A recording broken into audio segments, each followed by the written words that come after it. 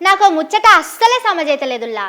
2-3 రోజుల సంధి వార్తలు చదువుడు అయిపోయినాక కూడా దాని గురించే ఆలోచన చేస్తున్నా. అయినా కానీ సమజైతలేదు. వాళ్ళేమో పెద్ద పెద్ద చదువులు చదివి ఆఫీసర్లు అయినరు. వాళ్ళు ఇట్లెందుకు చేస్తారు? అసలు వాళ్ళు చేస్తుండ్రా?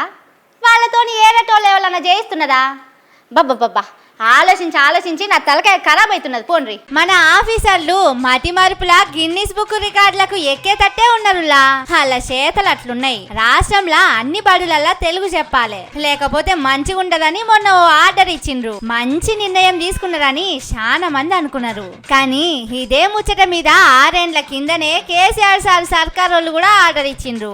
ఇక ఈ ముచ్చట ఇట్లుంటే వరంగల్ కాడ ఎయిర్పోర్ట్ కు కేంద్రం వాళ్ళు పచ్చ జెండా ఊపిండ్రు కదా. రేవంతన్ సార్ వచ్చిన ఏడాదిలోనే కేంద్రమూలతోని మాట్లాడి చేయించిండని చెప్పుకుంటున్నారు. కానీ పోయిన సర్కారోళ్ళు లెటర్ల మీద లెటర్లు రాసిండ్రు. కేసీఆర్ సార్ కూడా ఢిల్లీ పోయి కేంద్రంలో ఉన్న మంత్రులను కలిసి లెటర్ ఇచ్చి వచ్చిండు. కానీ ఇప్పుడేమో మొత్తం రేవంతన్ సారే చేసిండని పబ్లిసిటీ చేసుకుంటున్నారు.